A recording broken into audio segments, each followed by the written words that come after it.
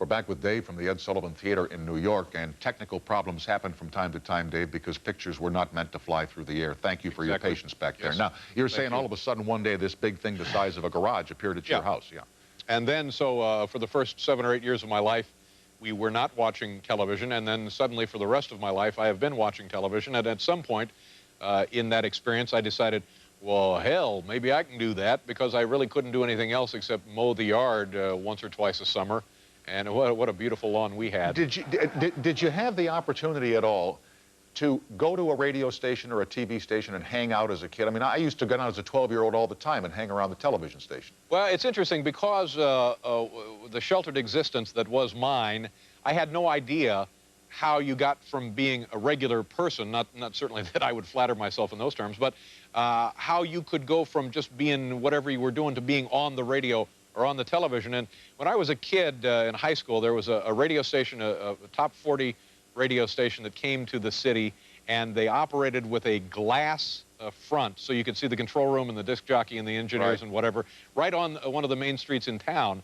And so great fun for us would be to guzzle down a lot of discount warm beer on a Friday night and then go just stand like idiots in front of the disc jockey's window and watch this guy.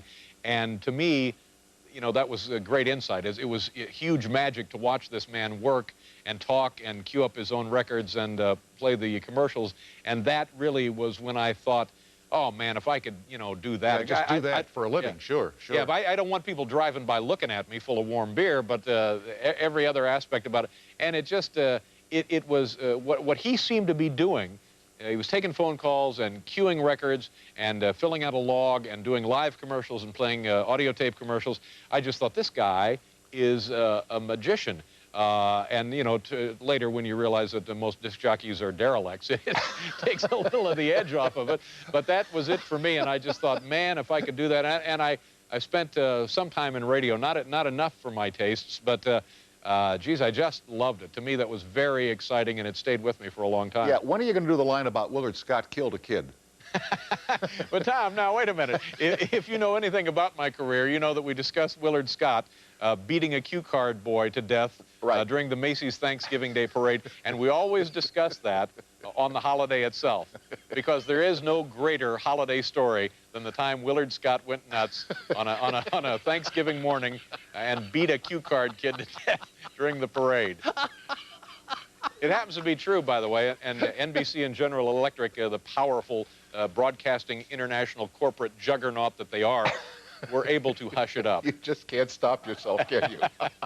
Well, you know, I mean, I'm serious. When you look at Willard, and God, I love Willard because he's a guy like yourself in that he is a broadcaster, born and bred. That's all he should have ever done, and he's very good at it. But you know, when you look at him, you can tell looking at this guy, look right into his eyes, he's nuts.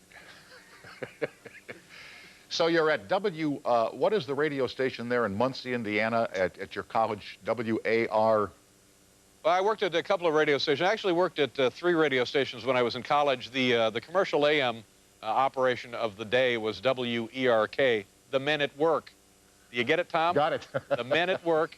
I worked there for a while, filling in for a friend of mine who worked there and actually got me the job. Then I worked at WBST, Ball State, and it was 10 watts of radiated power. And if you wanted to listen to that station, you had to come and sit in the parking lot. And then I worked at a place in, gosh, forgive me, I forget the name of the town. It was about 40 miles away. It was good it's Lord, okay. It's okay. I'm thinking about your college radio station, but I've forgotten the call letters myself. You know, one time when I was working at this other station, a fraternity brother of mine would take me to work every day. I would ride on the back of his Triumph Bonneville motorcycle. And this was before helmets. Hell, this is before hats. We're going way back now. And he would take me on the back of this motorcycle at 95 miles an hour to get over to this little radio station. And one day, it was on a Saturday, and there was all kind of incoming programming from other sources, and some of it was on discs, some of it was on tape, and some of it was actually coming in from a network. And one day, in sliding back from the console after doing whatever I had to do, I unplugged everything. the AC cord had wrapped around my foot, and I just unplugged everything, the clock including, and I sat there for like an hour thinking, geez, I thought it was about time for lunch, but man, I guess not. And all sign of life at the radio station stopped for about an hour, of course, until the general manager rolled into the parking lot and beat the living hell out of me. Yeah, yeah.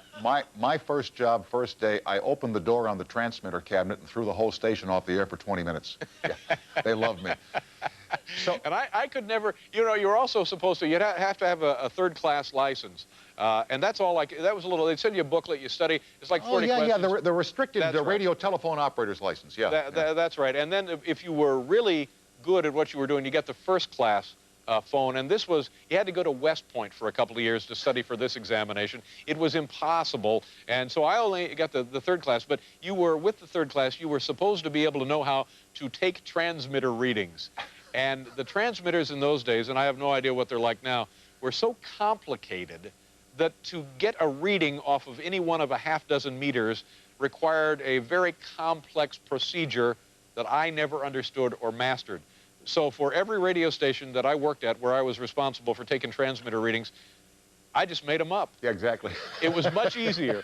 And I was just, so I think, and by the way, who knew? Well, you know, the guy in the FCC car, you know, said, well, you know, he was here in June, for God's sakes. What if the guy comes back and you're screwed, buddy? And I just thought, I hope to God I get fired before the FCC examiner rolls in again.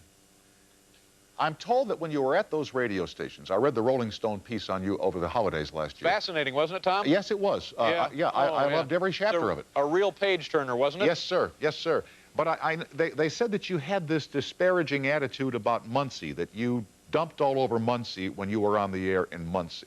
Well, how can you not, for heaven's sakes? It's Muncie, you know. We're not talking about Paris exactly I know, here. But you seem to take great delight in dumping all over everything, no matter where you go. I mean, you had a field day with the Titanic tonight. You know, my line might well have been that the Titanic only went down once, but yours was very, very good.